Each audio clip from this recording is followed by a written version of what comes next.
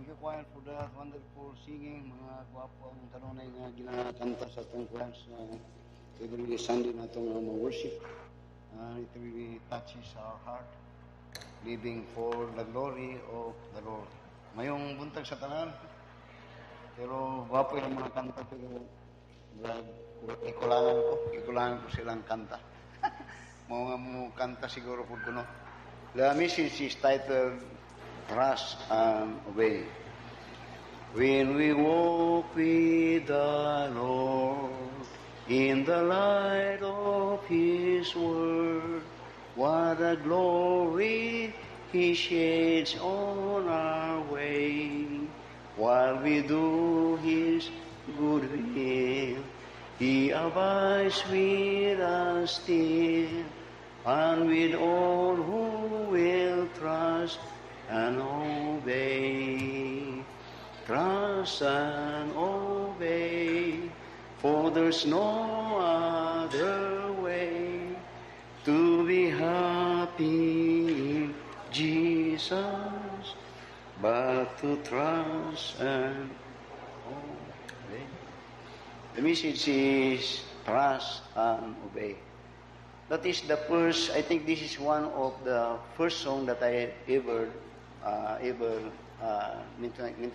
memorize.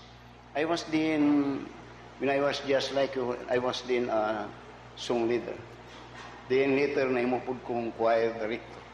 And this is one of my favorite song. Actually, the message, I don't know title ani nga lain, but this morning when I'm reviewing the message, then yung ako mas mapo ni trust and obey. Now, oftentimes when we speak about the word trust, and it refers to God, we trust God sometimes when kung nahayon ang nagahitabo sa atong kinabuhi. Kung maayo ang dagan sa atong kinabuhi, usahay wapong nagasulti tag nagasalig ko sa Ginoo. Pero when storm come, oftentimes katong pagsalig matandog to o ganit dili. So that when we speak about trusting, I said, kining word na trust simply means that you heavily lean on God or on something, but especially on God. Meaning to say, wa na jud kay magunitan. Muna ang panahon nga mamatud-an kanang pulong nga salig. You could not make use of the word trust when you are holding something that will satisfy or mo sustain sa imong need. Pero kung kwaw na tanan, din mo hold on lang gyapon ka sa Ginoo. That is the real, genuine use of the word trust. Whom are you trusting? Whom are you? Now, this particular passage or message, or the story on this passage that we are about to learn is very unusual. Take note, it is very unusual. Because the event here, ang mga nakitabo diri, it is unusual tungod kay lahi sa atong mga panghuna-huna ug lahi gani sa mga nagahitabo diri nga you will find nga unusual tungod kay dili ang kagustuhan sa mga tao nga diin God is dealing ang ilang ginasunod. Kundi kadtong kagustuhan sa Ginoo. And I said it is unusual tungod kay normally ang atong kagustuhan kanunay ang atong ginabasihan nga nagasalig ta sa Ginoo. Kung kadtong atong kagustuhan mo to'y nagasunod. But when event or conditions go against niadtong atong gusto, din kadtong word nga trust mahimong questionably much more kanang word nga obey. Then, if you try to understand the word trust and obey, you could only obey on those that you could trust. And you could not obey on those that you could not trust. So, kini sila, kuyog yun sila. When you trust, din sunod, you will obey. And when you obey, it is because you trust. And that is what God wants us to do. That when we say we trust God, therefore, we obey God. And when we say we obey God, it is because that we trust God. Kasi kung kayo, no? Then, notice, as people of faith, every Christian, we are called Christian because of that one word that linked us to God. And that is faith. And the Bible says, for without faith, it is impossible to please God. And they that will come to God must believe that He is, and He is a rewarder of them that diligently seek God. It is a bridge. So that when we speak about faith, you will find that in the Bible, people of God are called to be faithful when they trust God, despite conditions or circumstances in which God tasked them or command them to do. Masunod ko nyo, just example kang Abraham. In Genesis chapter 22, God gave a command to Abraham. And that command is beyond human understanding or human reasoning. For there in Genesis chapter 22, God asked to Abraham, Isaac, to be a burnt sacrifice, a burnt offering. In effect, God is commanding Abraham to kill his son, his only son. And that is a test of truly if man really had trust God. And it is a test if that man, Abraham, truly trusts God, then it is a test of his obedience.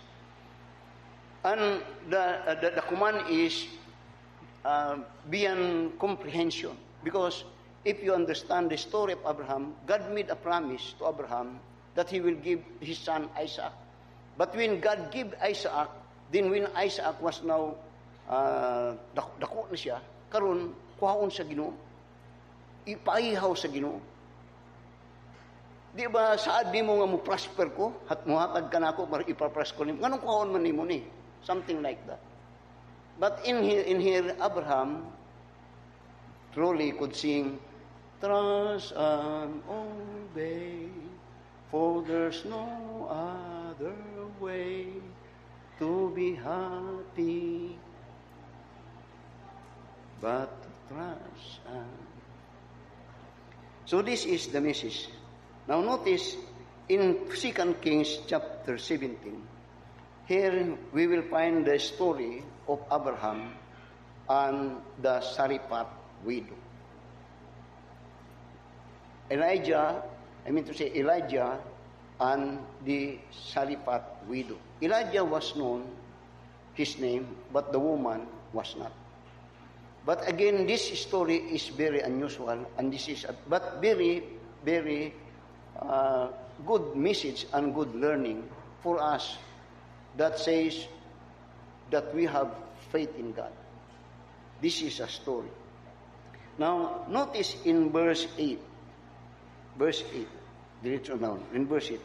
Now, the event here is that in this time there were the land of Israel had experienced drought for 3.5 years. There was famine. And of course, when there is drought and famine, of course, lisod ang kinabuhi diri. But yet you will find that Elijah, in verse 1, by the way, in verse 1, you will find here in verse 1 that Elijah had declared and known about this famine. But though he know it, and that there was famine, but he had not escaped from it, he is also affected on what God did, as he had wrought a famine in Israel. And this famine is because Israel had forsaken God. Famine for 3.5 years actually is God's judgment, punishment to these people. Now notice in verse 1, in 1 Kings chapter 17 verse 1 niya, and Elijah the Tishbite, who was of the inhabitants of Gilead, said unto Ahab, as the Lord God of Israel liveth, before whom I stand, there shall not be dew nor rain these years, but according to my word. Speaking about God giving him the prophecy, and the prophecy now falls that there is nahitabo na ug doon na nay kalisdan famine. when famine comes, no production. And in fact, you will find the severity of this famine is even waters, do not drought, and even waters becomes scarce. Then in verse 2, and the word of the Lord came unto him, saying, Get thee hence, and turn thee eastward, and hide thyself by the brook Cherith, that is before Jordan. Now here come a famine. But here come God sustaining Elijah. Dunay kalisdanan kung mutanawon. Dunay kagutom. Pero ang maayo, ang Ginoo, wa niya pasagda ang tao. And specifically, this time, si Elijah. Then here, you will find that though there was famine, and God is punishing Israel, ug included siya, pero di bot pasabot, bisag na apil sa diri, nga gipasagdan siya signo. Wa siya pasagdi. And notice what God did said in verse 4 niya. And it shall be that thou shalt drink of the brook, and I have commanded the rabbins to feed thee there. So he went and did according unto the word of the Lord, for he went to dwell by the brook Cherith, and that is before Jordan. And the rabbins brought him bread and flesh in the morning, and bread and flesh in the evening, and he drank of the brook. There was famine, pero doon na si Elijah was sustained of God. O ang gigamit pa yun diri, nga nag-sustain siya, pagpakaon siya, buntag o gabi, o sa tubig, specifically sa pagkaon naghatag siya, ang rabbins. And if you try to study about rabbins mo na'y pinakadalo nga langgam mananap.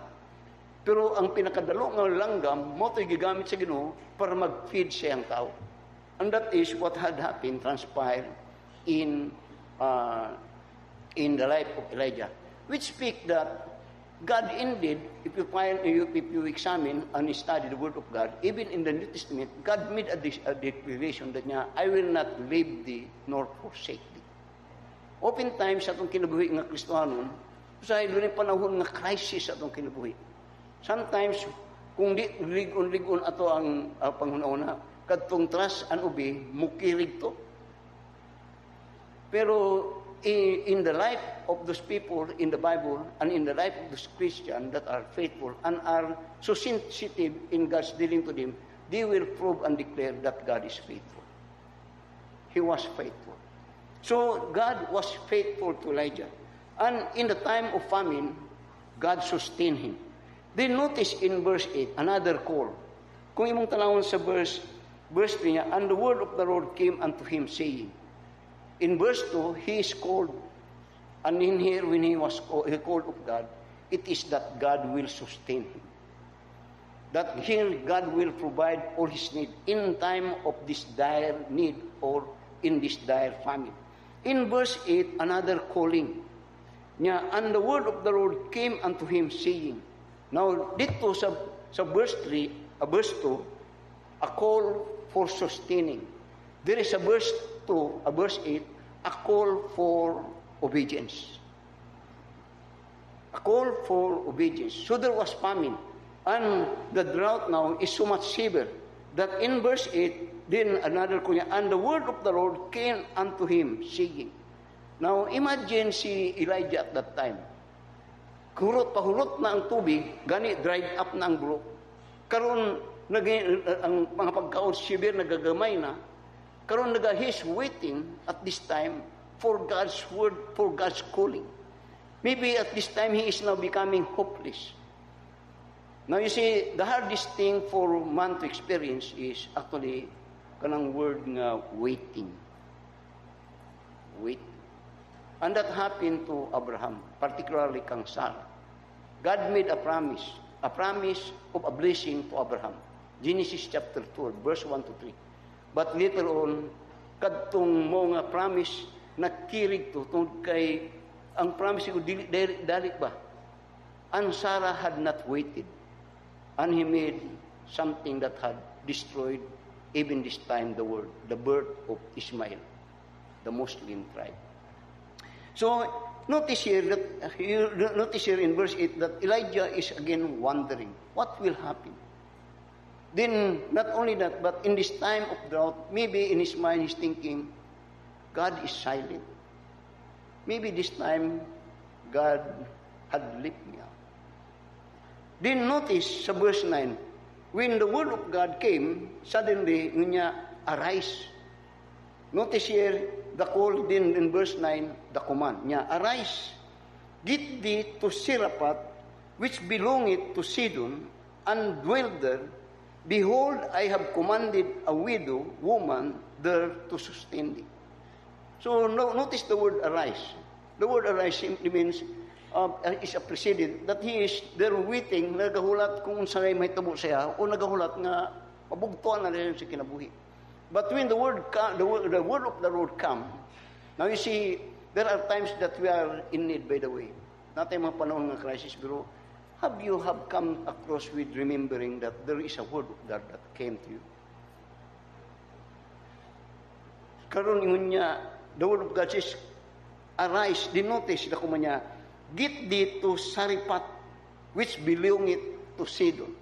Ako raning these passages must need to be explained para masabtan niyo kumaya ito ang message, trust, and bit. Now, Zarephath, according to the word of God, is part of Sidon. And Sidon, actually, if you will find later on, is the place of Jezebel. And Jezebel has a wife of King Ahab, in which Ahab hated much, suko kayo siya, kang Elijah. And Elijah and Jezebel had conspired nga ilang patyon si Elijah. Because you will find that Elijah was always against Ahab. Kaya si Elijah, iya mang yung sultihan si Ahab, bisag hari siya. When he had sinned against God, sin must sin. It must be exposed, dili tabunan. Ug nasukog mayo sila rin. And when the command of God now came to Elijah, ang nitabo is, he is commanded to go to Zarephath. And Zarephath, I said, is the place of Jezebel, the enemy o kalaban ni Elijah.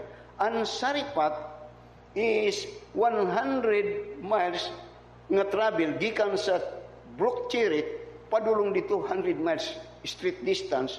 Ug nga ang Zarephath gikan diri sa Brook Cherith moagi ka sa kingdom ni Ahab, territory ni Ahab padulong dito. What that mean? That command is a very strange command. Kay ang Ginoo was tested of Elijah that God had sustained him siya kalisdanan. Gipakaon siya. Karon sa sulod nga tawag siya, iya naman siyang paadtuon sa Sidon. Pabalhiron siya dito. Ang naimong strange kanong paadtuon siya nga safety man ang iyang pagtanaw sa Cherith nga moadto sa Sidon, moagi siya sa kung kon pa enemy's territory. Moagi siya sa kung makalaban na moagi siya dinha karon here the command is very understandable kang Elijah because he knows those places. And in his mind, he know that it is very dangerous to travel there. Then the question now is, nganong iya man kung paadtuon dito? Iya ba ang point there is, iya kung paadtuon dito o iya kung ilawog? Iya kung ilawog ni Jezebel o ni Ahab. Then notice this niya. And when I said, by the way, muna ko sa introduction, this is a very unusual story. Kay sometimes, oftentimes, sa itong pagtanaw, sa itong kinabuhi, nga ang Christian life is a bed of roses. No, usahay, kung naay may tabos na ito nga dili maayo, usahay atong, nganong gitugtan man isa Ginoo, di man ni unta maayo sa kuwa. Karon kang si Elijah, ingana po kung mong tanong yung na supposed to be, kung mong tanawon. Nganong inihon man ko siya, nganong paadtoon man ko nga okay naman ko nga diri niya ko buhion, nganong paagihon pang manggod ko anang kalisdanan na. Nga daghang mga tao nga nagakulat din nga ila kong dakpon o ila kong patyon. Then not only that, but in sa verse 9, arise, get thee to Zarephath, which belongeth to Sidon, niya, and dwell there. Now Sidon is the place of enemy. Pwede siya mo ito siguro dito, balik lang ganyan, pero dito niya, puyo ka dito. Which means that he is commanded of God to dwell with the enemy. Lisod. Kagwapo rin yung dili.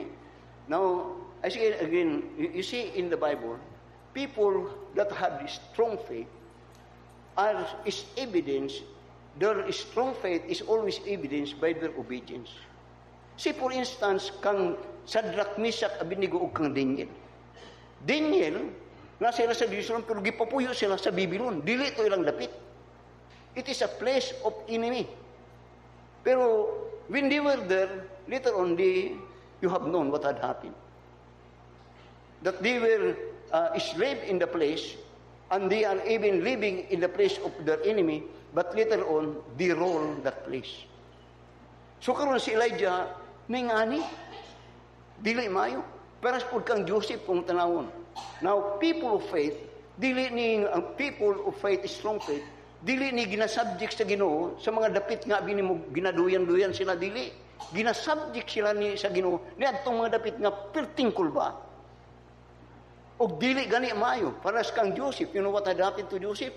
Na he was betrayed, gipreso siya. And you know what had happened? He did wrong, but later on, he rose to power. But when he rose to power, dili sayon-sayon iyang giagiha. And not only that, even for David and even for God's people. Now, I'm giving this message, trust and obey, tungod kay usahay, natay pagtuo, pero ang atong tayo gusto nga pagtuo, kadtong pagtuo nato nga dunayon ta sa Ginoo. Dili, now the principle, makita nimo din ang principle, dili. Pero it's still the message, trust and obey. Tanawa, sa verse 9 niya, arise, get thee to Saripat, and that belong with the Sidon, and dwell there. To dwell with the enemy, to dwell with no walay parente, to dwell with mga tao nga maybe later on betray ka nga. Nara din si Elijah. Think about with me for a moment. In our lifetime, had we not had this in mind that, Lord, ampingi ko. Lord, protection ko. Now, mo ni si Elijah. You could not say that you are protected by God kung will keep ka sa kwan. So he is commanded to arise and go to serve and to dwell there. Now notice another command niya. Behold, I have commanded away the woman there to sustain thee. Dili maayo. Now, when we speak about widows in the time of famine, ang pinaka makaluluoy nga sitwasyon sa tao nga you are being widow. Kay normally in the old time ang nagaprovide sa mga pagkaon ang mga lalaki. Karon ang gihimo sa Ginoo, gisulti sa Ginoo, moadto kadto, magpuyo ka o buhiyon ka o widow. Now, think about this. Si Elijah, dili na siya yano-yano nga tao. Kay balo siya. Nga ang kadtong dapit sa kalaban, ang pagpuyo dito, di good to feed. Din ang pinakalisod pag kay balo po siya nga, ang widow, dili to angay mutabang siya ang angay mutabang sa widow. Siya ang angay. Now, ingani. When I'm studying this, as a pastor, muna ubang pastor, rin na ginagamit nga tubig ba? Kamu obligasyon, pero mo di ang prinsipyo sa Ginoo, pero di sa ato din ato ayaw ginagamit ko. Nga, the question is, think about me. If Elijah is a man of God, therefore, God is able to sustain him. He will sustain him. Question, nga naman ang widow man? Malisod ang widow, maglisod, magbuhi ang widow siyang kagulingon, buhion pa yun niya si Elijah. Then, common sense or human reasoning dictates nga, ano man daay kung kadtong gobernador o ang hari o kadtong masapian ang gamiton sa Ginoo para matabang daay kang Elijah. Think about that. Di ba maayo na? Now you see, kanatong bag-o pa ko nga sa ministry, God forgive me. Kasagalan sa akong gina-Bible studyhan, mga opisina. Opisina. Kay kabalo na ka sa mga opisina. Pero for all those ka na ito, pilaka ko ng mga opisina ko lang, wala yun nadala. Kaya akong motivation lahiman. Ang gidala sa Ginoo mga gagmay. Gani kining simbahan na ni, naing-ani ni, tungod kay katong mga paibuot ka na ito, nagdako diri, moto'y karon dagkong masuporto sa akong simbahan. Pero the point here is that I said, this is a very unusual story because this is showing how God is dealing with His man, si Elijah. In times of kalisod, karon iya pag yung pagyon sa lisod, galapit, agihan ng lapit, papuyon sa lapit na naglisod, ug nang Ginoo nagsaad, a widow woman will sustain thee. Then, think about that. Mo'y pinakalisod. Then, think about that. Unsa na kinabuhi nga klase ang kinabuhi ni Elijah karon? You get the point? Now, notice in verse 10. Now, here is a man that had heard the command of God, and you will find his responsibility. Kay balo siya sa sitwasyon. Then, but in verse 10 niya, so he arose and went to Sarephat. Notice the word, so he arose. Now, kung imong tanawon dito sa Genesis chapter 22, and even in many passages, when God is dealing with His people, and He's giving His command, to those faithful people, their always response is, they arose. But there was a man, nga kung munumduman, that when God gave him a command, he arose, but went another way. He went to Nineveh. Kadto si Jonah. What had happened to Jonah? He damages many people. He damages a ship. Why? Because he goes contrary to what God desired for his life. Na-damage ang mga barko. Ug hapit siya, apil pagod siya. But here you will find Elijah knows where he will going. Knows his destiny. But one thing when he arose is that he knows the one that give the command. Kaila siya, niadtong nagsugo saya. Muna'y diferensya sa ato nga mga tao sa Ginoo. If indeed, we have that true knowledge of God. Mga iluhon yun ninyo ang Ginoo. Because seldom ang tao mo respond og mga kuman o sugo kung wa siya na suwito o kaila ni anang mo ng hatag kuman. But Elijah knows God. He knows God. So, though it was it is an adverse or not favorable kind of command, but he know who gives the command. So, in verse niya, and he arose and went to Sarephat, niya, and when he came to the gate of the city niya, behold, the widow woman was there gathering of sticks. And he called to her and said, fetch me, I pray thee, a little water in a vessel, that I may drink. Now, notice this. Now, when you are studying the Word of God, say, buhat-buhat ba ni? Pero, I said, if there be anything that remain to be true in this world, pulong ra gyud sa Ginoo. So, ang pulong sa Ginoo, ingon niya sa verse 10, sa den, abot na si Elijah sa Sarephat, dito, right away, nakaplagan niya, itong gisulti sa Ginoo, nga widow. Ano, sa ibot pa sa butani. Now, you see, if you study in the Bible, there is what we call in the Bible, a truth or a doctrine which speak about the providential working of God. The providential working of God. The word providential simply means, before it happened, God had already prepared for it. Muna nga, kita mga Kristiyano siya, magbantay gud ka ba? Kaya naikidili si Elijah, may adto kaduwa siya kay balo nga muna. Pero ginasunod niya ang Ginoo. Niyan doon ay balo nga mutagad nimo, magbuhi siya mo. Pag-abot niya, tuwa na ang balo. Now, magit ninyo, you, as God's people, muna yung mudikit kag mga siguro kung sensitive ka ba.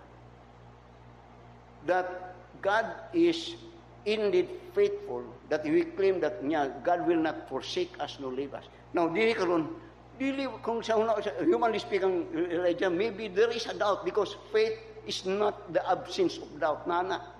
Pero pag sunod niya siguro, pag abot niya sa Sarephat, ang first nga namit niya, kadtong widow. Now, think about this. Again, akong ibalik. In the time of the Old Testament, there was a famine that is going to happen in the world. What God did, He prepared a man. And that was Joseph. And when Israel was in Egyptian slavery, God again prepared a man for the deliverer, si Moses. When God is about to establish a kingdom, God had prepared David. And when they were in the time of Nebuchadnezzar, when the world is reigned by an evil king, God prepared Daniel. And even you will find in the New Testament, even before dito sa in the shipwreck, you will find that before that shipwreck come, doon ay gigamit sa Ginoo, and that is Paul. Dire, personal kang Elijah karon. And what I'm simply saying is that when this happened, in the part of Elijah, nag-build siya og strong confidence sa Ginoo. Nag-build.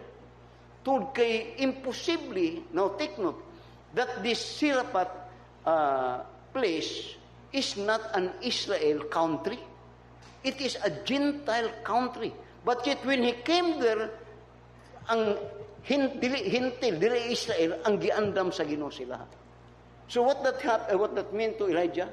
Nagabaligon o nagaligon ang iyang pagtuo, confidence sa Ginoo. Verse 10 niya, and he arose and went to Seraphat, and when he came to the gate of the city, behold, a widow woman was there gathering of sticks. They noticed this, and he called to her and said, fetch me, I pray thee, a little water in a vessel that I may drink. Now, ingani, sundan ninyo.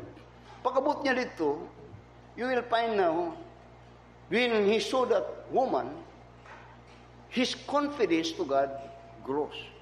And notice what had happened sa diyang ninggrow yung confidence.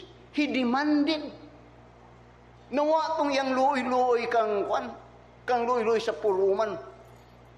Kanya sa po, pagkita niya tong balo, if there be in the time of famine in the world, ang pinakapurdoy yun, kung dilipat tabangunon, kana ang mga balo. Pero sa dihang naabot niya, dihang nakita niya, ning puslak ang pagtusero, wala na iloy-iloy na palihog ko ha, dili niya, fetch me. Lisod. Very demanding. Pero what is that? Actually, it may be demanding, and it may be harsh. But though it may be, but for Elijah, he's just following what God is telling and is commanding. Now, ingani, usahay mukwanta ba? Usahay, kung mudil tagta, usahay mo kwanta gamay kay basig masakitan. Usahay kay luoy man. Pero, when it is in the word of God, sakit o dili, basta puro sino, karon. He said, very demanding. Tanaw sa verse 10 niya, and called her and said, fetch me. Andama ko niya, fetch me, I pray thee, a little water in a vessel that I may drink. Mura this time, mura siya, hari na ba? Mura kinsa na si Elijah. Now you see, people become so strong, when they become so strong in the faith of God, you will find that they become so bold. Kanang bold kayo sila ba? Now I understand this. So, notice that he demanded for water. Then in verse 11, niya, and as he was going to fetch it, niya, he called to her and said, bring me, I pray thee, a morsel of bread and in thy hand. Karon tubig. Then hatagan siya tubig. Then yan pong sundan niya, karon luto, akong pagkaon. Pakan ako. Now, I said, nung ako ganiha, this story is very unusual. Talagsaon ni. Kay kasagaran, sa to maayo ang mutabang.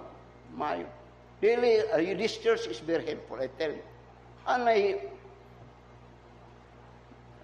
just this few days, na nagtunod na ako, 5,000 man siguro to, o 10,000. Kung gibalik,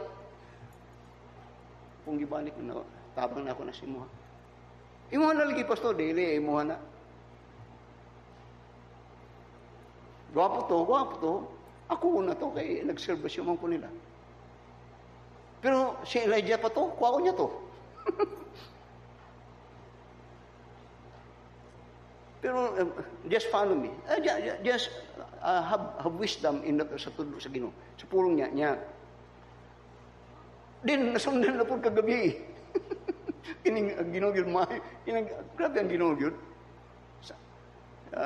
Just last night, ako'y natabangan, dugay na good. 6 years, 5 years, 6 years. Wala na good ko huna-una sa iyan akong tabang. Nagtuktok sila sa akong opisina. Then, pastor, na itong imong gitabang sa kuha, kung bayad na ako, pastor, dublihan ako na, pastor. Yang ginubli. Ako kung ibalik kung tasya, di man niya dawaton. Nung po sa kasama, dawaton na. Wala po ginawat. What that mean? Ay si, nagasunod lang yun ni si Elijah sa pulong sa Ginoo. This time, it may be harsh to understand. But, think about this. If Elijah withhold it, pananglitan nagpa-emotion si Elijah, dili mapanalanginan ang Baal. And in fact, kung nagpa-emotion si Elijah, dili mahitabo ang milagro nga giandam sa Ginoo. Now, tanawa sa verse 11, tanawa ang Biblia. Nya, and as she was going to fetch it, he called to her and said, "Bring me, I pray thee, a morsel of bread in thine hand." Now, pangitaunon ang pagkaw niya, lungagi ko, lutoy ko, pakan ako. Now, notice in verse 12.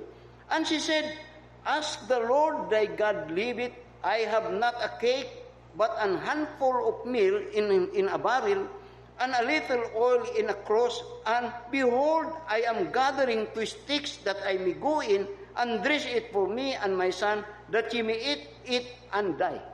What that mean? Last na namo ni. Nangayo ka sa kiniyaw kong ginagunitan nga pagkaon kung wan pa, bugas, last na na na. What that mean is that the woman's reasoning may be correct. And in fact, when she is reasoning, then the truth is, if he give in, then he is giving his life, your life, and the life of the child. Listen. Now, normal sa tao muhatag kung abunda ta. Normal kaya na. Pero listen muhatag kung wala nagilain nga katapos na. Now, in the Bible, you will find in the book of Luke, the same. There was a woman that, last na. Now, I'm not begging. Wala ko nagako na niyo nga. Pero, I just want you to show how wonderful it is when we experience God's working miracle in us. That when God do some miracles, there is a price that we had to pay. And that is trust and obey. Kana ang ginapangita sa Ginoo. If you want God to perform miracles to you, you have to have a sacrifice. Unsa nang sacrifice, pastor, lisod na pastor, ambot lang. Pero gakanta mo palagi ana. So here is a woman, he reason, last na gyud ba yan eh. Kung ako niya hatag sa mo ay wala na. It is drought time. Muhulat na mi nga mamatay mi. Tanawa sa verse 12. Nga, and she said, "As the Lord thy God liveth, I have not a cake, but an handful of meal in a barrel, and a little oil in a cruse, and behold, I am gathering 2 sticks, that I may go in and dress it for me and my son, that ye may eat of it and die." Last.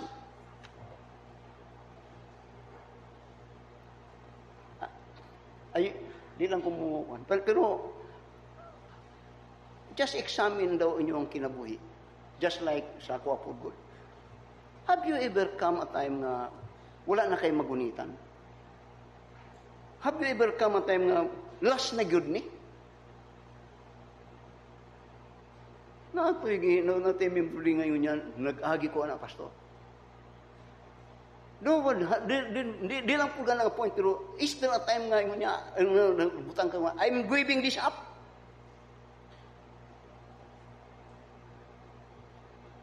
Then later on, magpani mo years later on, what I have given up is much more of what God had given me.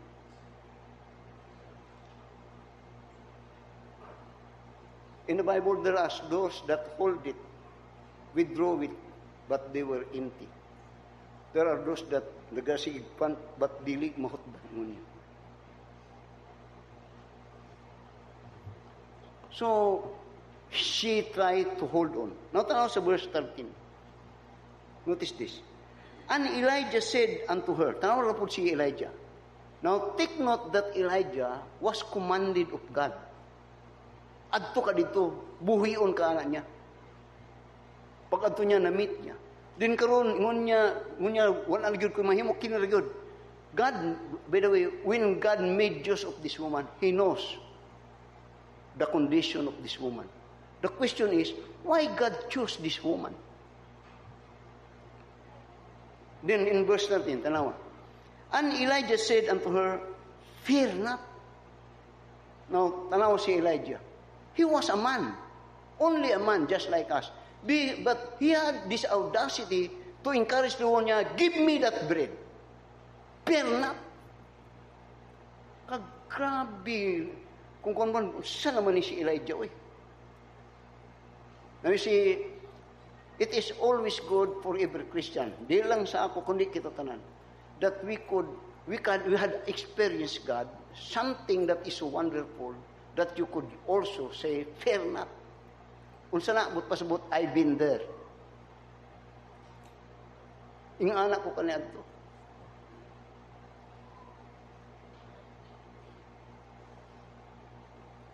Yung anak ko kaniad to. So, notice, in verse 13, fear not. Then notice niya, go and do as thou hast said. Now, in effect, Elijah now is just, kung imong tanawon, murag Diyos. Kung kayo ba nga, buhata kung unsay akong gisorti. Isod na. Muna siya nga, I always say this, nga people that have tested God, they have all boldness to speak for God. Why? Because they had tested God. Dili sa atong simbahan, dili ni pulubi ang akong approach dili. Dili ko you know that. If you want God to do something wonderful, miracle to you, you have to make a sacrifice. Unsa nang sacrifice, pastor? Trust and obey. Here in effect, Elijah is saying, trust me as I'm telling you what God said to me. Trust me. So, notice sa verse 30 niya, and Elijah said unto her, fear not, go and do as thou hast said, but make me thereof a little cake first, and bring it unto me, and after make for thee and for thy son. Grabe. Uy, ganit yun si... Yun niya, una ako.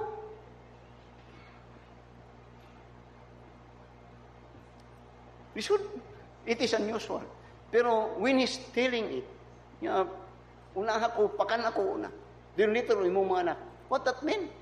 In effect, Elijah is telling Matthew 6:33, but seek ye first the kingdom of God and His righteousness, and all these things shall be added unto you. Kaya nabayan na sa Biblia. Then the question is, have you claimed that promise? Nagatudlo ni butang na usay lisod. Kaya atong pagtanaw, karon ay ang pagtanaw, wala na. Pero ang wa niya nakita karon nga si Elijah, kasayod siya, kadto nagsugo siya, nga kadto ang magbubuhat sa tanan. And kung imong tanawon, drought sa verse 1 up to verse 7, drought, pero he was fed. And who fed Elijah? Rabbins. And rabbins, wise of God, to be cheerful giver to this man of God. Pero actually, katong rabbins, kusog, kwanto, lisod to. Pero sa diyang gigamit siya,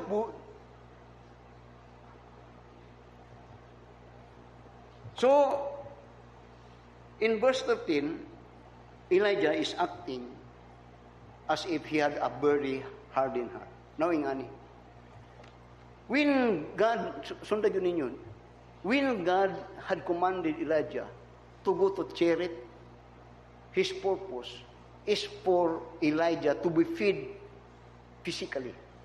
When he was sent to Sarephat, God sent him to break his pride. Nga sa iyang garbo, ang Ginoo gubon niyang garbo. Nga ang iyang garbo karon magpahubsan siya, nga musunod siya sa Ginoo. Kay dito sayon ayang pagdil, dili sayon sayo. Amen. Then, verse 14, tawag sa verse 14. Unya, for thus saith the Lord God of Israel. Muni ang key. Nga si Elijah di ay is acting on this particular event in his life together with Sarephat because he is now and he is following the will of God as God had commanded him. So ingon niya sa verse 14, for thus saith the Lord God of Israel. Kay muni ang sulti sa Ginoo, ang sa atong Ginoo. Now you have been here coming to this church and hearing the word of God. And for hearing the word of God, what benefit ang nasa imo karon? Naka-build ba ni og too much o trust sa Ginoo? Naka-build ba ni og kung kunya pa, had you experienced God's working miracle sa imong kinabuhi karon? Those wonders that sometimes kung tanawon when you look back, di man ako ni kaya. Di nyo could say, if it is one, it is not of God, dili na ako ni makaya. Kana.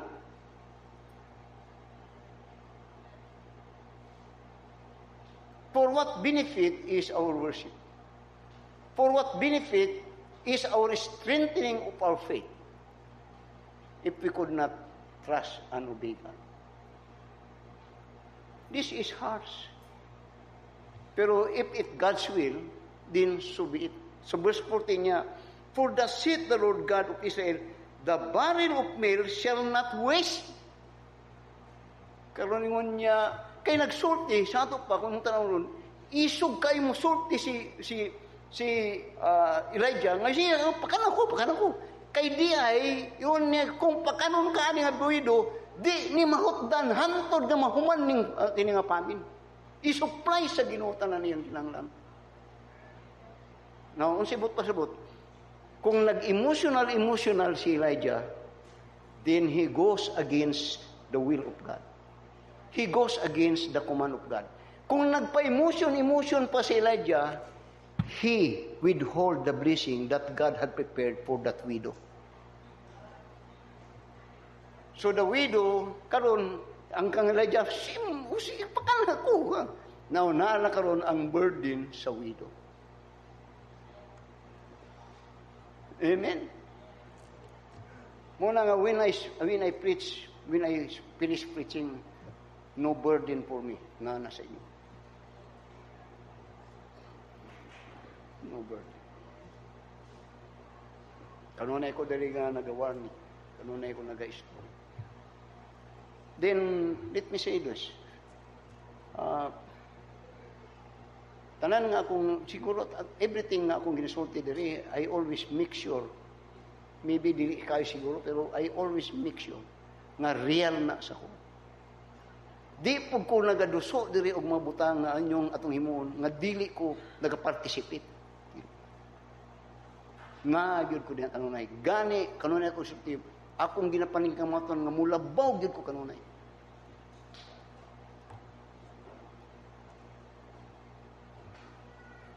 Last 2 weeks I think. Dunay naghatan ako pero napot naghatan ako 12,000 pero sa kwan man to. Ako nang isultis niya para sa litson man to. Ako natunggin lang. Pero katong mga personal sa kwa, sa iyo.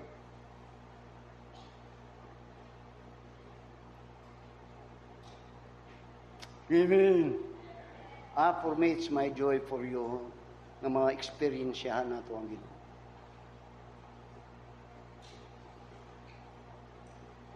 Verse 14.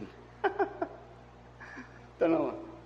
For thus saith the Lord God of Israel, the barrel of meal shall not waste. Di mo undang. Inya, neither shall the cruse of oil fail. Di niya, until the day that the Lord sendeth rain upon the earth.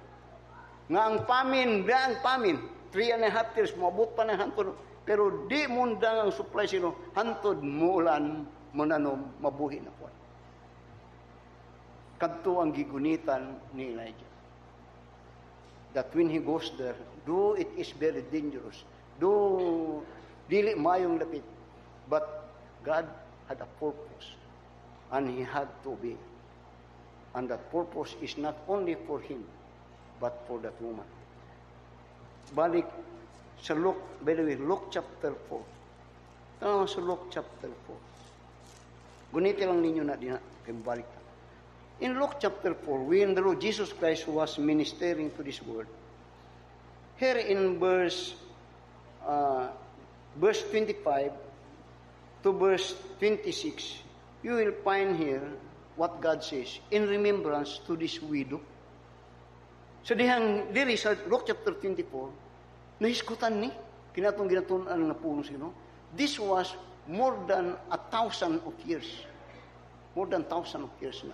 That event that happened. But when the Lord Jesus Christ was ministering, that woman was remembered. Notice in verse 24. Ngunya, Luke 4, verse 24. And he said, Jesus said, verily I say unto you, no prophet is accepted in his own country. Ngayon niya, walay propita na epektibo o dawaton siya ang kaugalingon nga nasod, Israel. Then niya, but I tell you the truth of a truth, many widows were in Israel in the days of Elias, when the heavens was shut up 3 years and 6 months, when great famine was throughout all the land. But unto none of them was Elias sent, save to Sarepta, a city of Sidon, unto a woman that was a widow. Ang sabot pa sabot, anak? Kini-insulto ni sa mga Israel. Kaya mo sa Ginoo, ang Israel, muna, ang nasod ni Ginoong Kristo, ang dapit ni Ginoong Kristo. Pero in the time of this famine, niya, wala naghimog milagro ang Ginoo sa iyang yuta mismo nga tawan o sa iyang makatawan. Nga naman, dili mo to. Dili makaperform o Ginoo milagro sa iyang yuta nga nasawan sa mga Israel. Nga naman, they could not trust on obey God. What he did, he goes to the Gentile world. Say mo sulti tao. Mga unbeliever lagi yung anong kita unta to. Di ba yung anak? Muna ang yang thought ni.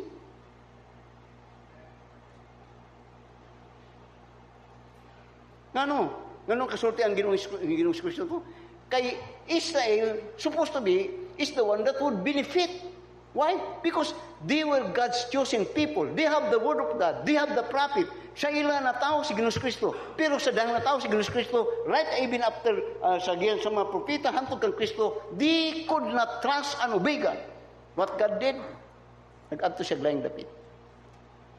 Kini atong ginaisgutan karon.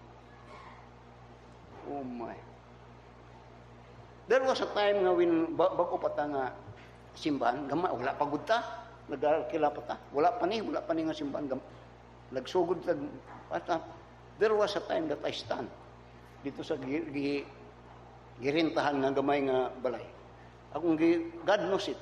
Ngayon ako, Lord, di ko palabot nga gamay ang ako. Di ko palabot. I know di, kakila ko sa mga, ikaw ang tanan. Doon gatanaw ko sa Iglesia ni Cristo nga ilang building. Kana, ngano inganan siya, di ko palabot nga kilala ko, di ko palabot. Then I said, I will not settle for less. I will not, di ko palabot. Kini, ni Ginoong Kristo, kamuunta to. Pero di man mumuto. Adto ko dito. This is very, very offensive. Kamuunta to, kay kamu akong tao. Na kaninyo akong mga propita. Inyo ha akong yuta. Ako pag mo mga tao. Pero mag-unsa man akong wa mo isalig sa kuha. Mangita ko munain. Mo ni bro. Now, tanawa sa verse 15. 1 Kings chapter 17, verse 15 now. Unya, ako sang sugdan sa verse 14 niya.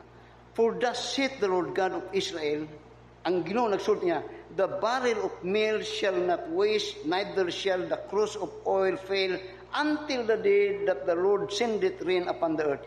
Then niya, and she went and did according to the saying of Elijah. Now, this is the greatest event that ever happened to these women and even in the world.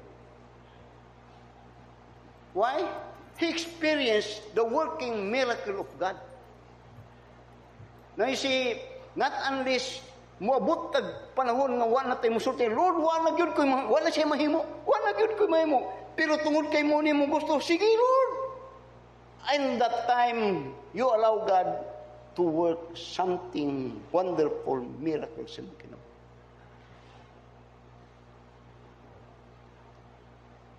Ikaw, pastor, tinod na pastor, kung na po ning balik.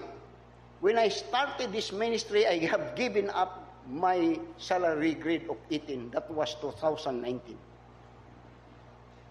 Nagpasibilyan ko Ganun ka na to, pasakan na ko ka na to. Pasakan ako ka na to Karon, dili pa nabon, kamalung si Brad Judo. Kung nagpadayon ko ron, kanang pinro, abot ko na Basig mo labaw pa na, kay maayo man tungo na. I burn bridges for God. Karon pastor, napudre ka pastor, lupig na ako sila. Lupig yun kayo na ako sila. Di lang sa material, di lang sa material. Pero in building people.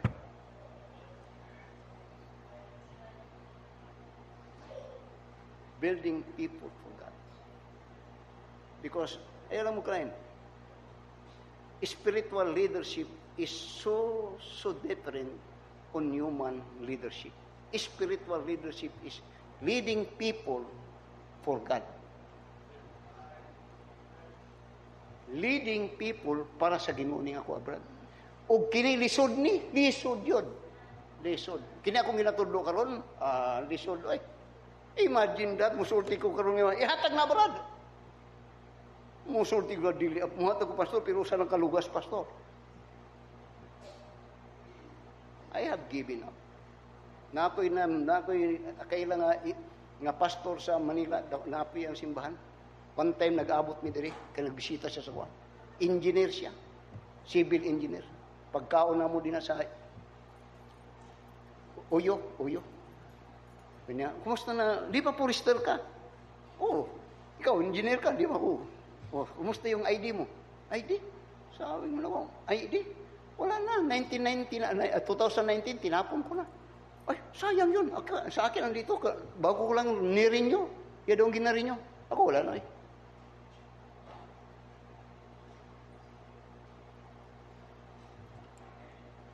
Nagmahay ka, pastor? Never did. Never. Tanawa sa verse 15. This is the greatest thing that ever happened to this woman. Imagine that he surrendered. Si Elijah. May tatog, dirit sa Ginoo, pastor. Di man na mahitabo mo agiyod ka kay wala, di man makaistorya ang Ginoo sa imo, diretso sa imo, through sa iyang tao man. Ay basi kawato nimo pastor. O mo ba di ampuang patsyong ko sa Ginoo dayon.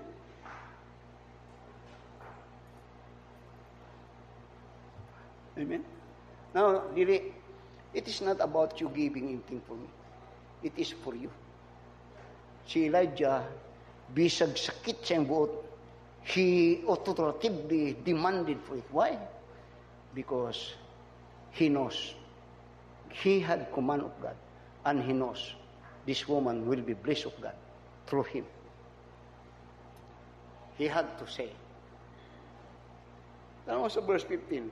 And she went and did according to the saying of Elijah. And she and he and her house did eat many days. Ingon niya ganiha, last deal na ni. Wala yun. Karoon niya, many days. Let me in. Now I said this is very unusual. But for me it is real.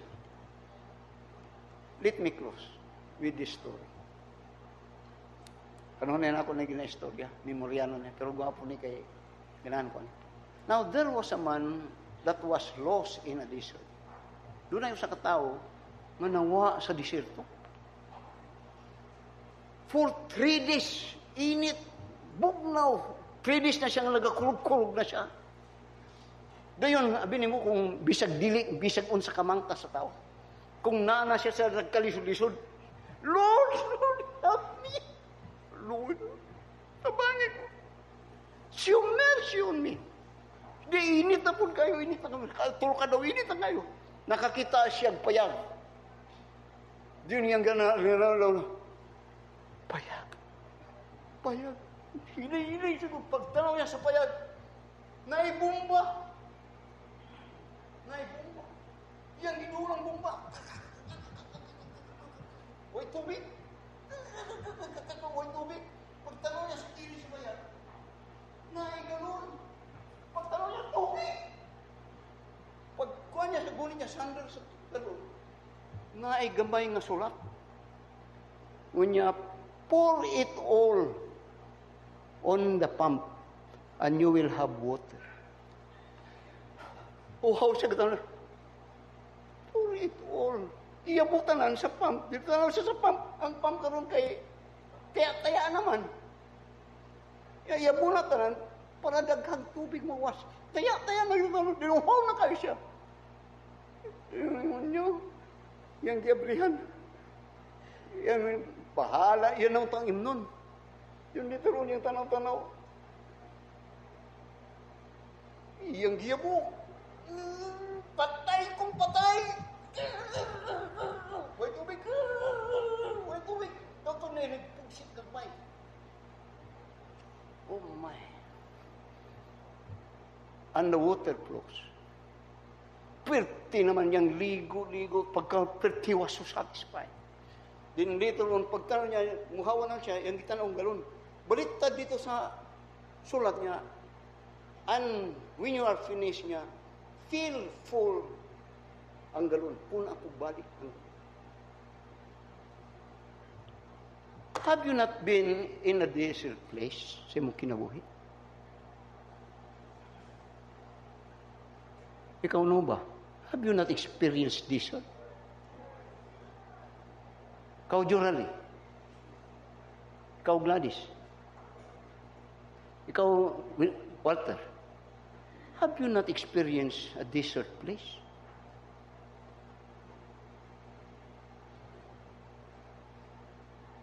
Who gave you that water?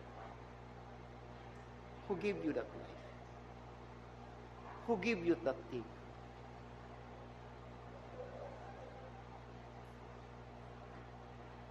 That woman performed and had experience God working tungod kay he trusted. And you could not say you trust God and you don't obey God. That's false. People say, I trust God. But the next line is, did you obey Him? You could not do that. You could not say that. Di na magbulag. And in fact, you could not obey God if you could not trust Him. Let us all stand up and let us pray. Our most gracious and loving Father, Lord, salamat sa mensahe na imong butang angin na mga sabton. That the key of everything in this life as pertaining to our faith in God and God's working upon us is trust and obey. We could on trusting on many things, but God should demand that He is the one, the main one that we are to trust, because indeed God is faithful. Bless us, been blessing the message in this pulpit again, Father. I pray in Jesus' name, amen. If you are not saved, you need to trust, and when you trust, you have to obey. That is faith. That is the working power of God for salvation, and even in this life.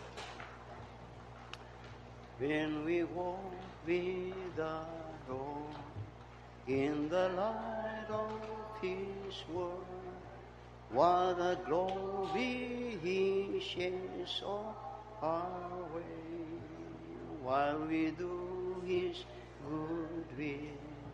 He abides with us still, and with all who will trust and obey. Trust and obey, for there's no other way to be happy in Jesus, but to trust and obey. Not a shadow can rise, not a cloud in the sky, not a sun beneath us in the way, not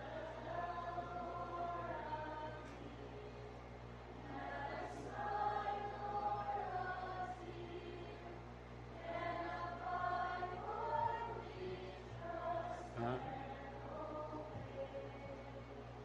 Trust and obey, for there's no other way to be happy in Jesus, but to trust and obey. Not a burden we bear, not a sorrow we share, but our family that richly repay. You now a grave for others, not a throne or a cross, but is blessed with we trust and obey. Trust and obey, for there's no other way to be happy in Jesus, but to trust and obey. But we never can prove the device of His love until all the after we have, for the favor He shows and the joy He bestows are for them who will trust and obey. Trust and obey, for there's no other way to be happy in Jesus, but to trust and obey.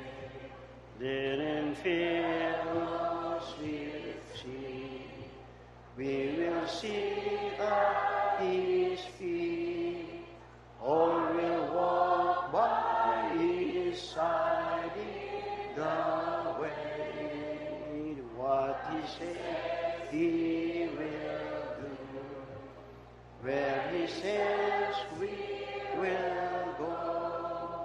Never fear, only trust and obey. Trust and obey, for there's no other way to be happy in Jesus, but to trust and obey. Kaya daghang salamat for your attention. If you notice atong choir, wala na i-shepherd ang atong choir. Gibiyahan na ato ang choir siya ng shepherd. May gani kay wala pa ni sila magtibulag. Actually, on vacation si Brother John, pa siya karon sa Misamis Oriental. Murag reunion nila. And we miss him. Brother Gilmer will come for our closing prayer. Salamat sa inyong atensyon.